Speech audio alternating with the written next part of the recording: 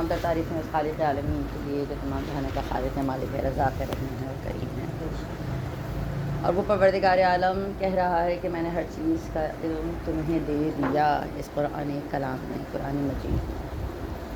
اور موضوع عشرہ جو چل رہا ہے وہ سورہ کہف ہے. اور ہم آہستگی سے، بہت آہستگی سے سورہ کہف کے تمام اسرار و رموز کو سمجھنے کی کوشش کر رہے ہیں. کیوں کہوں گی کرنے کی کوشش کر رہے ہیں؟ کیونکہ ہم چونکہ اس حساب سے تھوڑی دیر کے لیے آتے ہیں، 15-20 منٹ لگاتے ہیں یہاں پہ اور پھر چلے جاتے ہیں. پھر 15-20 منٹ کو بھی اگر میں کہوں فردر، اگر میں جو ہے نا اس کو اسپیسیفائی کرنے کی کوشش کروں تو آپ کو یہ بات سمجھ میں آئے گی کہ 20 منٹ کی ڈیلی مجلس ہوتی ہے. اس 20 منٹ کی مجلس میں ہم اگر حصہ نکال دیں مصائب کا، خطبے کا، درود کا، تو ہمارے پاس جو متن بچتا ہے وہ حد سے حد 8 سے 10 منٹ کا بچتا ہے. بہت زیادہ ہو گیا تو 10 منٹ کا بچے. اس 10 منٹ میں کوشش یہی ہوتی ہے کہ جتنا زیادہ آپ لوگ یہاں سے جب اٹھ کے جائیں آپ کو استفادہ حاصل ہو، اتنا زیادہ سمجھ پائیں یہاں سے اٹھ کے جائیں. ایسا نہ ہو کہ گھنٹوں کی مجلس سنی اور سمجھ میں کوئی بات نہ آئی. ایسا نہ ہو گھنٹوں کی مجلس سنی اور کردار میں کوئی تبدیلی نہ آئے. کیونکہ کربلا نام ہے کردار میں تبدیلی کا. یہ جو عشرے ہیں یہ انسان کی صرف یہ نہیں ہے کہ ہم محنت کرا رہے ہیں، فزیکل ورزش ہو رہی ہے کہ جا کے زور زور سے ماتم کر لیا یا آوازیں نکالنی، اپنی آواز کو بیوٹیفائی کر دیا یا یہ سب کچھ کر دیا. یہ مقصد ہے کہ ہم اپنے کردار کو خوبصورت بنا لیں یہاں پہ آنے کے بعد. تو بس آج سورہ کہف وہیں سے لے کے چلوں گی اور چاہوں گی کہ آج سب لوگ آج میرے ساتھ رہیں، کیونکہ ہو سکتا ہے آج آپ لوگوں کو کافی ڈرائی لگے. تو آیت نمبر جہاں سے میں شروع کر رہی ہوں وہ آیت نمبر 32 ہے، اور آپ لوگ جائیں گے تو ماشاءاللہ سے آپ لوگوں کو نظر آ جائے گا. اس میں پروردگار عالم واقعہ بیان کر رہا ہے 2 لوگوں کا. آپ سب لوگوں نے ماشاءاللہ سے پڑھے لکھوں کا مجمع ہے، آپ لوگوں نے پڑھا ہوگا اس واقعے کو کہ اللہ تعالیٰ کہہ رہا ہے کہ ایسے 2 شخص ہیں. ایک یہ پیرابل ہے، یہ ایگزامپل اللہ دے رہا ہے، ایک مثال دے رہا ہے 2 لوگوں کی کہ جن کو دونوں کو پروردگار عالم نے باغ عطا کی. دونوں کو اچھے خوبصورت باغ ملے ہوئے ہیں. اور پھر دونوں کے باغ کس کے ہیں؟ پروردگار عالم کہہ رہے ہیں کہ ان کو میں نے انگوروں کے باغ دیے ہیں. یہ یہاں پہ ذرا توجہ طلب مقام ہے کہ انگوروں کے ہی کیوں. اللہ کہہ دیتا کہ کسی چیز کے بھی باغ میں نے دے دیے، لیکن نہیں اسپیسیفائی کیا کہ انگوروں کے باغ بھی ہیں. اب جو اکنامکس ہیں جو دیکھتے ہیں تو ان کو پتہ چلتا ہے کہ جو انگوروں کے باغ ہیں ان میں سب سے زیادہ منافع ہوتا ہے. سب سے زیادہ منافع اگر کسی پھل کی کاشت میں ہے تو انگوروں کی کاشت. پھر پروردگار عالم کہہ رہا ہے کہ ان انگوروں کے باغوں کو میں نے بالکل اس انداز سے ان کو گھیرا ہے کھجوروں کے درختوں سے، پام ٹریز جسے کہا جاتا ہے. تو دیکھیے کتنی خوبصورتی سے اللہ بتا رہا ہے قرآن مجید میں ایسے کہ تاکہ آپ اس کو ویژولائز کر سکیں، اس کو ذہن میں لے کر آ سکیں کس طریقے سے اللہ تعالیٰ نے وہ باغ عطا کیے. اور پھر پروردگار عالم کہہ رہے ہیں کہ میں نے ان دونوں کو اس میں سے نہریں دی تاکہ وہ باغ سینچے جا سکیں. اور ان باغوں سے وہ اچھے طریقے سے کما رہے تھے، اچھے طریقے سے ان کو پھل مل رہا تھا، سب کچھ مل رہا تھا. پھر اس کے بعد کیا ہوا؟ اس کے بعد کی کہانی آپ سنیے.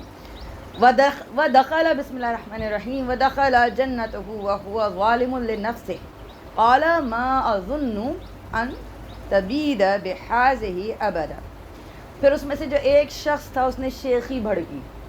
ہمارے یہاں بہت ہوتا ہے بھائی، تو اس وجہ سے اس موضوع کو لینا بہت ضروری تھا تاکہ ہم اپنی اصلاح کر سکیں.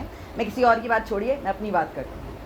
یہ جب ہم کہتی ہوں تو میں اپنی بات کر رہی ہوں، میں اپنی ذمہ دار ہوں. پتہ نہیں کون مجھ سے نیچے بیٹھا ہو جو مجھ سے زیادہ جو ہے نا وہ عالم ہو، پارسا ہو، زاہد ہو.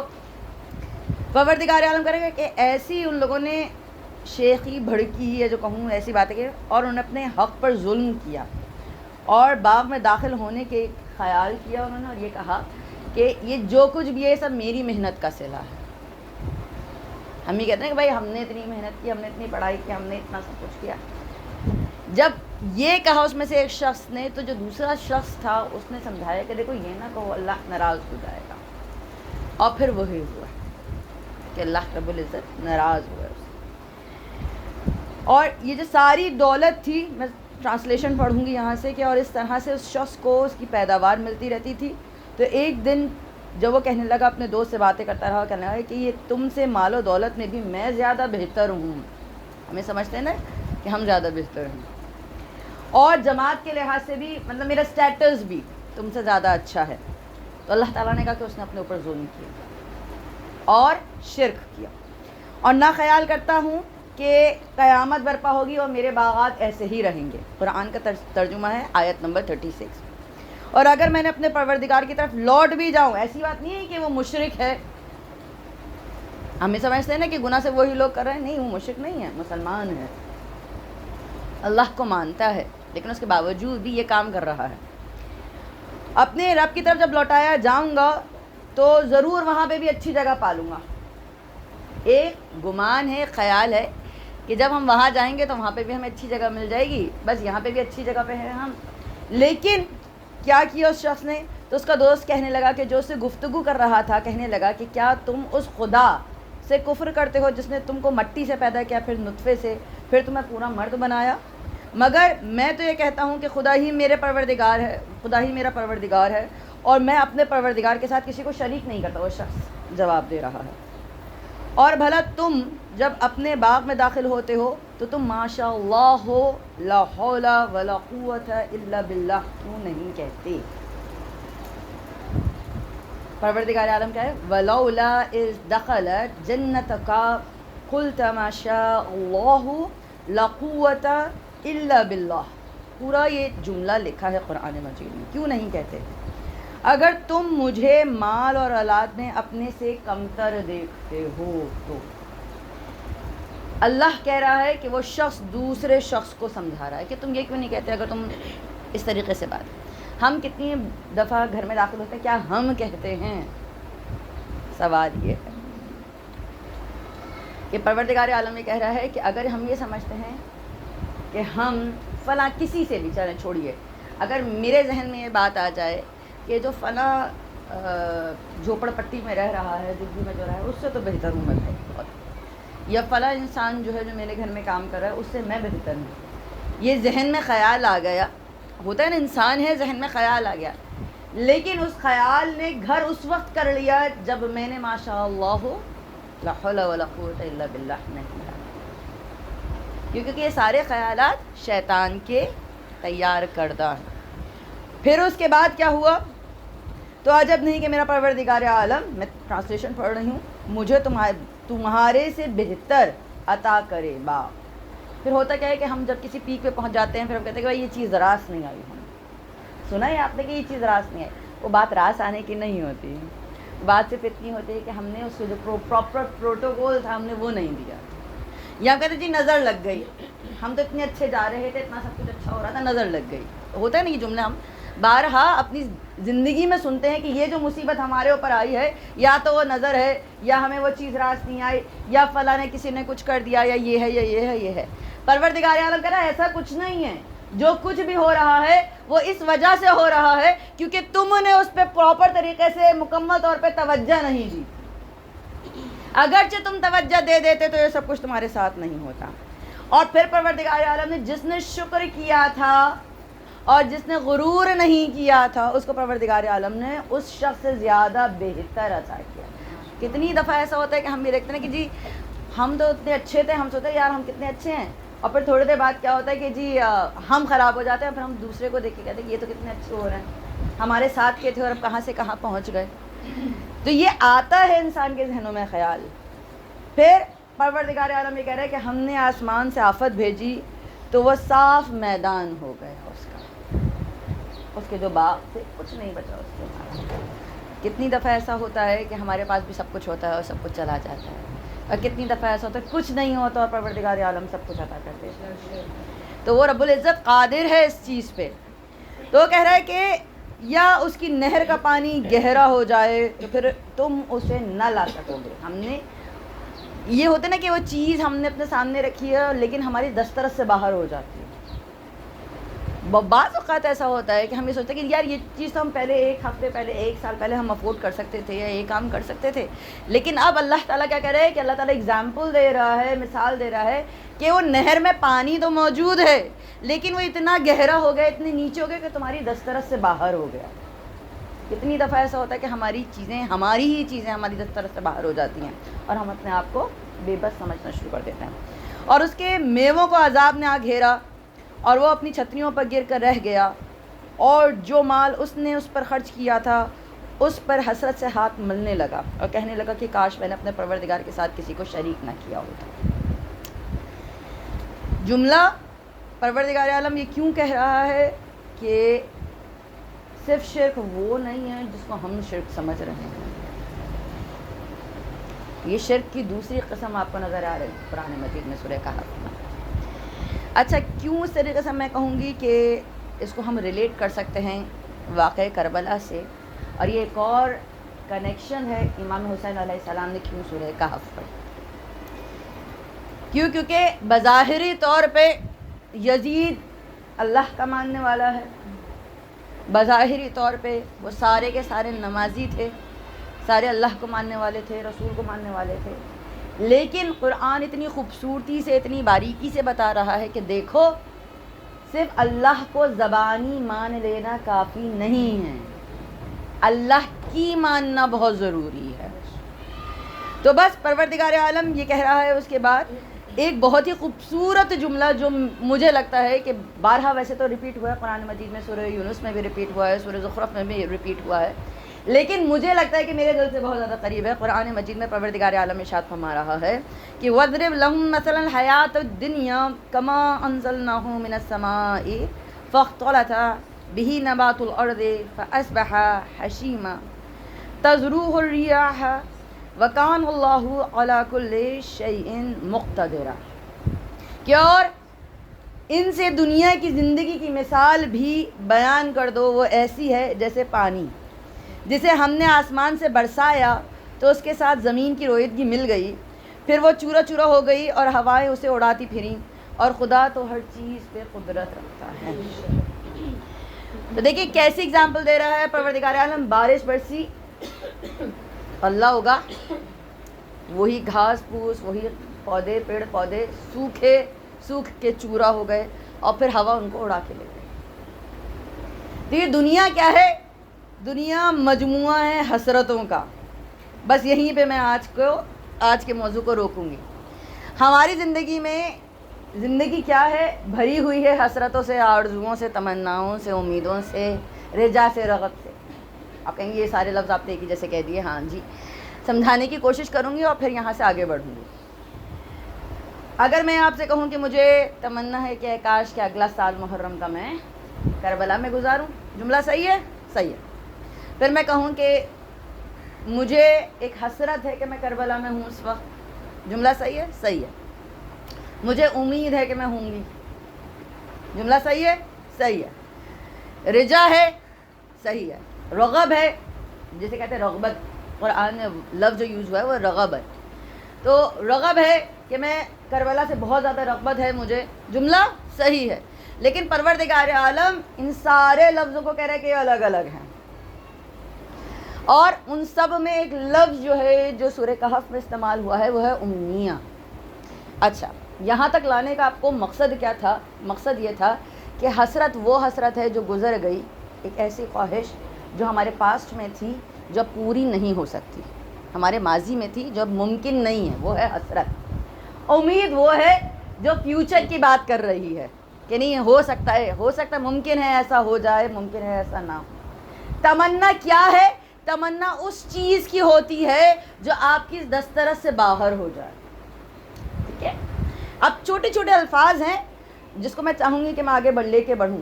پھر اس کے بعد امنیہ کیا ہے؟ امنیہ ایک ایسی چیز ہے، میرے پاس امنیہ ہے کہ میں پریزیڈنٹ بن جاؤں، ایک ایسی امید کہ جو ناممکن ہے، وہ ہے امنیہ. پھر اس کے بعد رغبت کیا ہے؟ رغبت وہ امید ہے کہ جس کا دل سے پورا ہونے کا یقین ہو کہ یہ ہو جائے.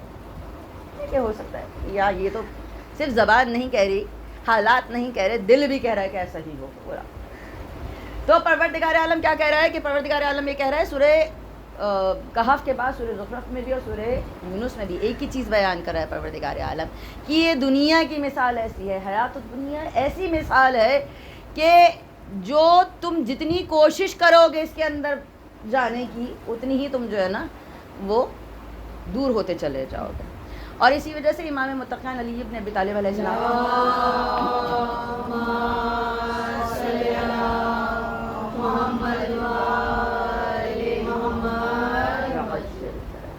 امام کہتے ہیں کہ آپ نے سب نے سنا ہوگا نا امام علیہ السلام نے دنیا کو طلاق سنا ہے نا یہ جملہ. کسی دن انشاءاللہ زندگی نے مہلت دی تو اس جملے کو صرف اس ایک جملے کو بھی میں کوشش کروں گی کہ ایکسپلین کر سکوں, اس کی تفسیر کر سکوں کہ اس کا مطلب کیا تھا کہ جو امام علیہ السلام نے طلاق دی ہے. تو یہ دنیا امام علیہ السلام کہتے ہیں کہ یہ جو ہمارے پاؤں میں جو جوتی ہوتی ہے اس کے اندر جو دھول لگ جاتی ہے ذرا سی, امام کے نزدیک اس دنیا کی مثال جو ہے نا اس سے بھی کمتر ہے. جو لفظ دنیا ہے وہ دنو سے نکلا ہے. دنو سے مطلب ادنا, ادنا ہے, ادنا سی چیز ہے جس کو ہم نے سر پہ چڑھا رکھا ہے. جب یہی تو جملہ ہے جو میں کہوں گی کہ اگر میں آگے بڑھوں کہ حضرت قاسم سے پوچھا تھا کہ دنیا کیا ہے اور حیات کیا ہے آپ کے نزدیک, تو حضرت قاسم نے یہ جملہ کہا تھا نا, آپ کو سب بولتے ہیں یہ, آپ نے سنا ہوگا بارہا کہ حضرت قاسم نے کہا تھا کہ میرے لیے یہ دنیا کمتر ترین چیز ہے. اور جب امام حسین علیہ السلام نے پوچھا تھا کہ اے قاسم بتائیے موت کیا ہے, تو حضرت قاسم نے کیا کہا تھا کہ یہ موت میرے لیے شہد سے زیادہ شیریں ہے. تو ذرا تصور کیجئے گا کہ ان لوگوں کا مرتبہ کتنا زیادہ بلند ہوگا. ہم کہاں ہیں, ہم تو کہیں پہ بھی نہیں ہیں نا. جو ایک 13 سال کے 13.5 سال کے قاسم ہیں وہ بتا رہے ہیں کہ یہ کیا ہے, اور ہم جو ہیں وہ اس عمر میں آ کر اپنی زندگی کا 1000 دن گزار کر, بلکہ کئی ہزار دن گزار کے یہ کہوں تو ہم ابھی بھی یہ نہ سیکھ پائے کہ دنیا کیا ہے, زندگی کیا ہے, حیات کیا ہے, موت کیا ہے. وہاں پہ قاسم بیان کر رہے ہیں سب کچھ. اور آج ہمیں تذکرہ حضرت قاسم کا ہی کرنا ہے. اور کیوں کرنا ہے حضرت قاسم کا؟ کیونکہ دیکھیں ہم جب تذکرہ اولاد امام حسین علیہ السلام کرتے ہیں نا, اس میں بھی مجبوراً کچھ ایسی اولاد ہیں جن کا زیادہ تذکرہ ہو جاتا ہے اور کچھ کا نہیں ہو پاتا. حضرت قاسم پوتے ہیں مولا متقیان کے. کہتے ہیں نا کہ پوتوں کے واسطے سے مانگے تو ملتا ہے, یقیناً پوتے ہیں.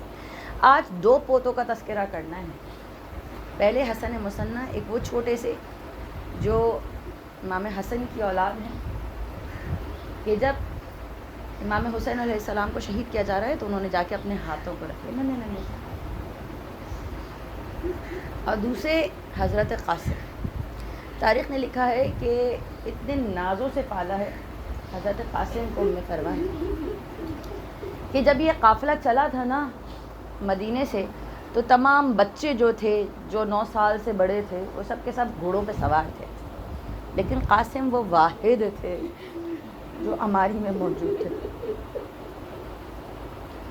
قاسم وہ تھے کہ علی اکبر کو تو آرام سے حسین نے اجازت دے دی پڑھنے کی, لیکن قاسم تڑپتے رہے اور حسین اجازت نہ دیتے تھے. یہ ہے قاسم. مرتبہ حضرت قاسم بہت بلند ہے, بہت بلند ہے. یہ تاریخ ہی کہتی ہے کہ جب شب عاشور تھی نا تو ام فروا جو ہے نا وہ پیار کرتی تھی رات میں اپنے بچے کو. کہنے لگی کہ قاسم میں جانتی ہوں کہ آپ نے کبھی کسی جنگ میں حصہ نہیں لیا, لیکن سکھایا تو آپ کو بھی عباس نہیں ہے. اے قاسم میں جانتی ہوں کہ آپ اتنے بڑے نہیں ہیں, لیکن یہ بھی جانتی ہوں کہ اے قاسم آپ پوتے تو علی مرتضیٰ کے. قاسم شرمندہ نہ کیجئے گا. لیکن تاریخ یہ کہتی ہے کہ جب صبح عاشور نمودار ہوئی اور قاسم آگے بڑھے ہیں کہ چچا جان مجھے اجازت دے دیجئے, تو حسین نے یہ کہہ کے واپس لوٹا دیا کہ اے قاسم تم میرے بھائی کی نشانی ہو, میرے بھائی کی آخری نشان, قاسم واپس جاؤ. تاریخ یہ کہتی ہے کہ تیر چل رہے تھے اور قاسم کبھی ایک خیمے میں کبھی دوسرے خیمے میں, ایک خیمے سے دوسرے خیمے میں جاتے تھے, دوسرے خیمے سے پھر پہلے خیمے میں آتے تھے, اور ہر دفعہ آ کے یہی سوال کرتے تھے کہ چچا جان اجازت دے دیجئے. کہ ماں نے آواز دے کے کہا کہ قاسم تیر چل رہے ہیں کیا ہو؟ کہنے لگے کہ اماں چچا جان اجازت نہیں دیتے, بڑی مصیبت کا وقت ہے. فروا کہتی ہیں اے قاسم جب آپ کے بابا جا رہے تھے تو انہوں نے آپ کے بازو پہ ایک تعویذ باندھا تھا. بیبیوں ماؤں والی اولاد والی ماؤں کا مجمع ہے. ہم سب اپنے بچوں کے اوپر تعویذ باندھتے ان کی لمبی زندگی کے لیے. یہاں پہ حسین کے اوپر قربان ہونے کے لیے حسن نے تعویذ لکھا ہے. پروا نے تعویذ کو کھولا, اس پہ لکھا ہوا تھا کہ اگر میں کربلا کے میدان میں نہ ہوں تو میری جانب سے قاسم کی قربانی کو قبول کیا جائے. قاسم خوش ہو گئے, خوش ہو کے اس تعویذ کو حسین کے پاس لے کے گئے. حسین نے چوما کہ میرے امام کی لکھت ہے یہ. انہوں نے چوما, انہوں نے پیار کیا. قاسم آپ کو اجازت ہے, قاسم آپ جائیے. قاسم کو اجازت ملی. تاریخ یہ کہتی ہے کہ قاسم کے ناپ کی کوئی ذرا موجود نہیں ہے. جب ہم سمجھتے ہیں نا کہ قاسم کے ٹکڑے تقسیم ہو گئے, ذرا جو ہوتی ہے نا وہ بڑے بچوں کی ہوتی ہے. قاسم اتنے کمزور ہے. تاریخ یہ لکھتی ہے کہ قاسم کے ناپ کی ذرا موجود نہیں. بڑی کوشش کی عباس نے کہ قاسم کو ذرا مل جائے, لیکن قاسم جو ہے وہ بغیر ذرا کے بیٹھے ہیں. اب جب قاسم جا رہے ہیں نا, تاریخ یہ کہتی ہے کہ بہت اچھے طریقے سے قاسم نے جنگ لڑی. ایک مقام ایسا آیا, قاسم نے آواز دی, اماں میں راہوار سے گر رہا ہوں, میں راہوار سے گر رہا ہوں. اب جو یہ سننا تھا, عباس و علی اکبر اور حسین چلے. وہاں پہ دیکھا اشقیاء نے کہ 3 بہادر کے ساتھ آ رہے ہیں. میمنہ کی فوج میسرہ میں اور میسرہ کی فوج میمنہ میں. ارے وہ قاسم تقسیم ہو گیا. قاسم کے ٹکڑے کربلا کی زمین پہ پڑے تھے. تاریخ یہ کہتی ہے کہ 2 لاشوں میں حسین کو سب سے زیادہ وقت لگا. ایک لاش ہے قاسم اور دوسرا لاش ہے عباس. حسین سے قاسم کے ٹکڑے نہیں سمٹتے. اپنی ابا کے دامن کو بچھایا, ٹکڑوں کو سمیٹنا شروع کیا. اے حسین, ابھی تو آپ کی مدد کے لیے عباس بھی موجود ہے, آپ کی مدد کے لیے علی اکبر بھی موجود ہے. لیکن جب عباس کا لاشا سمیٹیں گے تو آپ تنہا ہوں گے. اب لاشے کو سمیٹنا شروع کیا, گٹھری کو باندھا, خیمے کی طرف لے کے چلے. خدا کسی ماں کو اس کی اولاد کی حالت نہ دکھائے. حسین پہنچے ہیں, زینب سے کہہ رہے ہیں. تاریخ نے لکھا ہے 2 روایات لکھی ہے. پہلی یہ لکھی ہے کہ جب پہنچے ہیں نا حسین تو زینب سے کہا کہ اے بہن زینب, لاش ہے قاسم لے آیا ہوں. تو زینب تڑپ کے کہتی ہے بھیا کدھر ہے لاشا, مجھے دکھائی نہیں دیتا. تو حسین نے گٹھری کو رکھ دیا اور کہا کہ زینب کوشش کیجئے گا کہ ماں اپنے بچے کو اس حال میں نہ دیکھے. دوسری تاریخ یہ کہتی ہے کہ فروہ کھڑی تھی.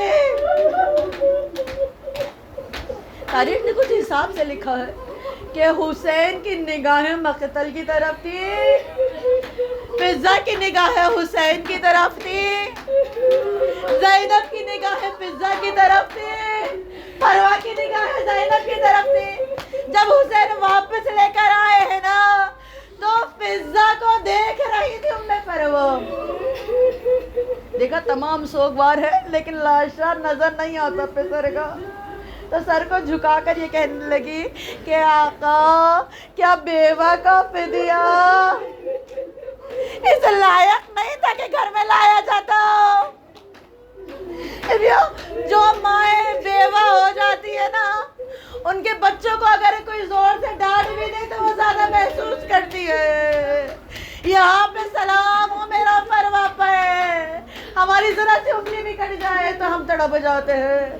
وہاں پہ اپنے بچے کے ٹکڑوں کو دیکھ رہی ہے اور یہ کہے جا رہی ہے کہ اے شہزادی زہرا, میری اس قربانی کو قبول فرما.